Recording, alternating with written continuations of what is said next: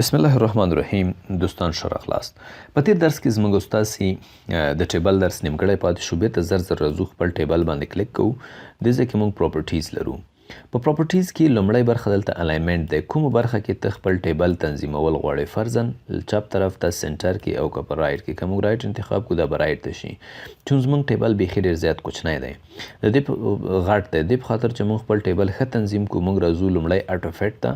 دلته ورته وایي اټوفیټ کانټینټ. اټوفیټ کانټینټ مطلب څومره لیکله چې ما کړې ده د لیکنې مطابق څنګه کا برابرې کا.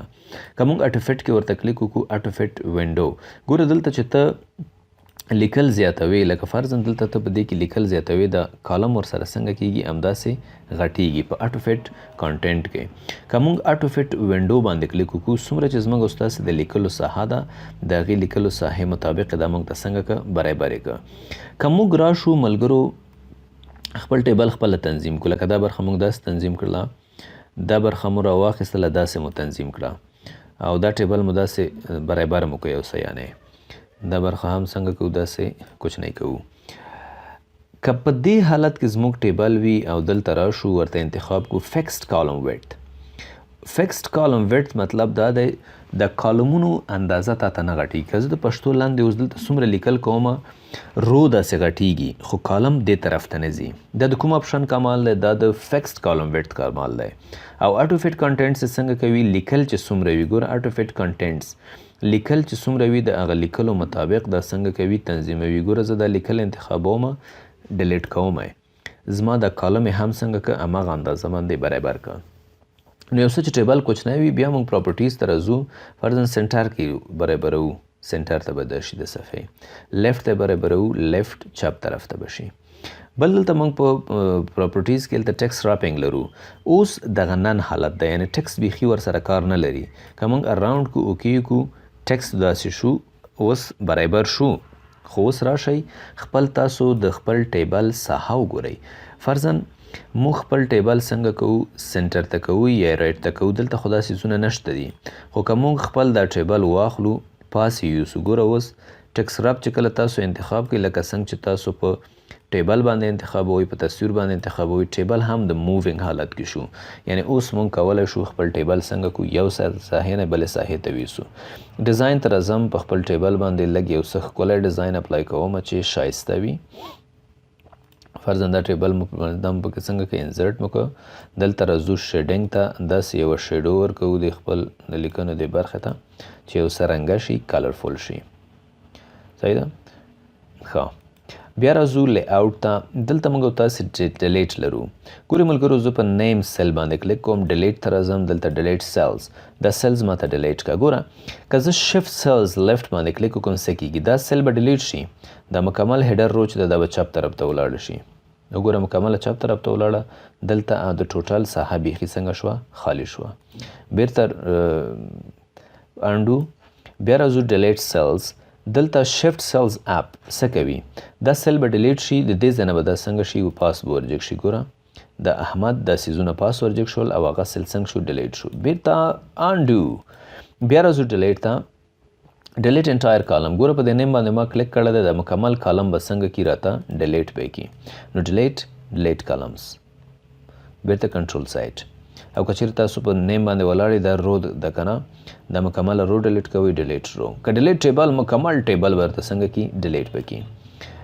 انزرټ ابو، ګوره زه احمد کې ولاړ یم، انزرټ ابو باندې که کلیک کوم، دې نه پاس یو رو څنګه کړه راته راوسته. که بیا زه احمد باندې بیا درېږم،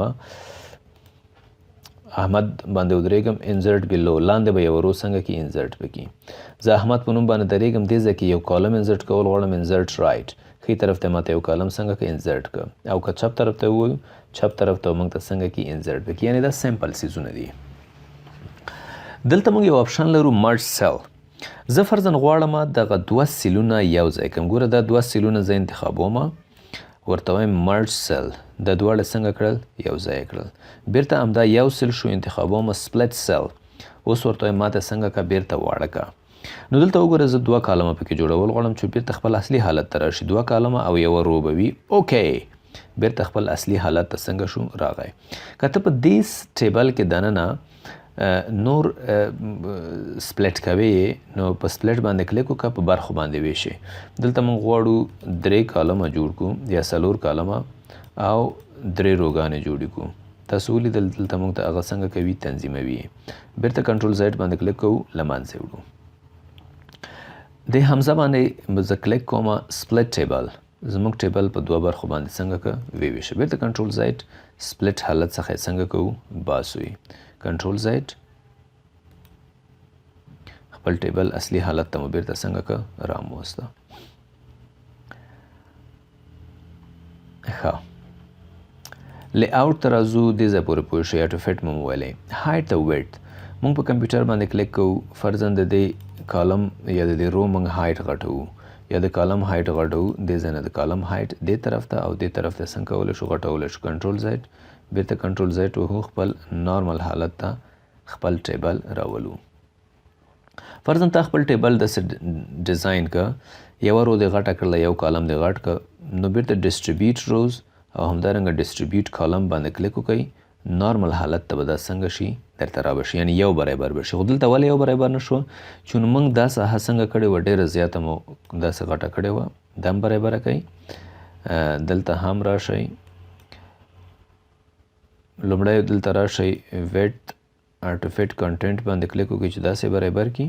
اوس ورته ووایي چې ډسټریبیوټ کالمز دا به برابر شي. بیرته انډو یا ډسټریبیوټ روز باندې کلیک وکړئ. خو دلته سایز خبره ده. سایز به یو څه څنګه کړو کوچنی به کړو. اوس به ډسټریبیوټ روز باندې کلیک وکړو. کم آن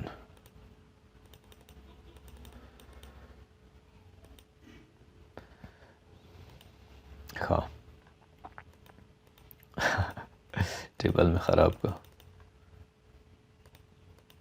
کنټرول زیډ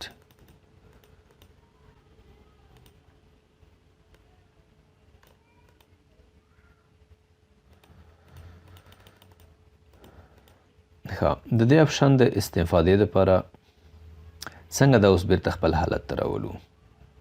خپل حالت ته د راوستلو دپاره تاسو راځئ دا داسې انتخاب کړو او بیا همدې باندې کلیک وکړو. ډسټریبیوټ روز ورته ووهو. انزرټ ټیبل د دې ځای نه ما مخکې تاسو ته وویل کله یو ټیبل ډرا کوم په ما مو ټول ټیبل خراب کړه. یو ټیبل داسې جوړوو په دې شکل باندې. په دې کې مختلفې روګانې او کالمونه مې جوړ کړل. د ډسټریبیوټ روز باندې کلیک کړئ. ډسټریبیوټ کالم جګوالی او کوچنیوالی څنګه کوي درته برابروي.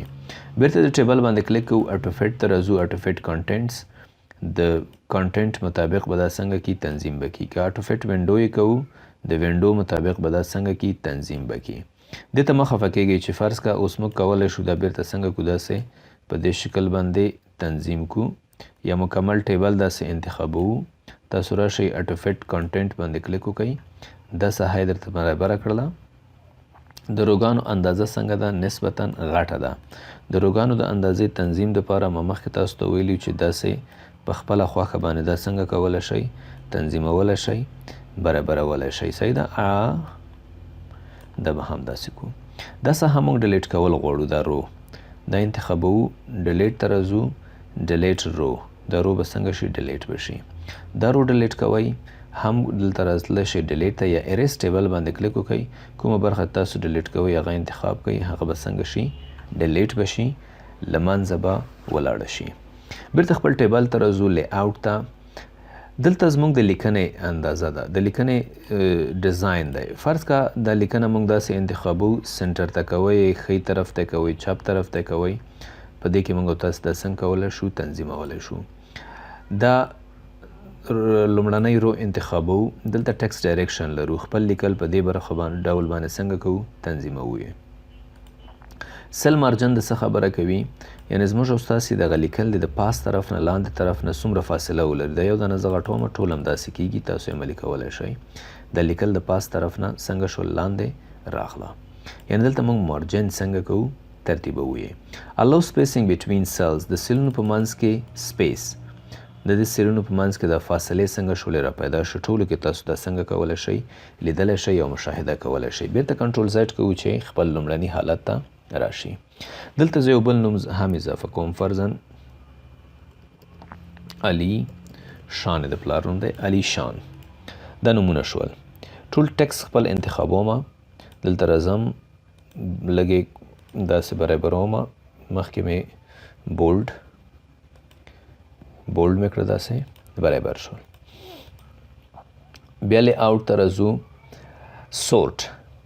سورټ برابرولو ته ویل کېږي. سورټ په اړه باندې ما مکمله یو بله ویډیو جوړه کړې ده، په هغې کې مې په پاراګراف کې کوم سورټ چې دی دا مې هم تفصیلي تشریح کړی، دلته موجود دی. او همدارنګه په لی آوټ کې په ټیبل کې هم دا سورټ، دا دوه سورټه مې په ورډ کې په منظم ډول تنظیم کړي. بېله ویډیو ده انشاءالله، هغې کې به تاسو دا مشاهده کوئ. بل موږ تاسې دلته ریپیټ هیډر رو لرو، او همدارنګه کنورټ ټکسټ او همدارنګه فرمولا لرو، چې ویډیو بیا تقریبا زموږ 10 دقیقو ته ورسېدله. ستونزه په دې کې دا وي چې موږ بیا د واتساپ ګروپونو ته نشو اپلوډ کولی، نو ویډیو په همدې ځای کې سټاپ کوو. ټیبل درسونه ډېر زیات مهم هم دي، نو ځکه ما زیاته تشریح پکې ورکړله. نو په راتلونکي درس کې به انشاءالله په دې اړه موږ تاسې خبرې کوو، دا نور ټاپکس یا عنوانونه به ووایو.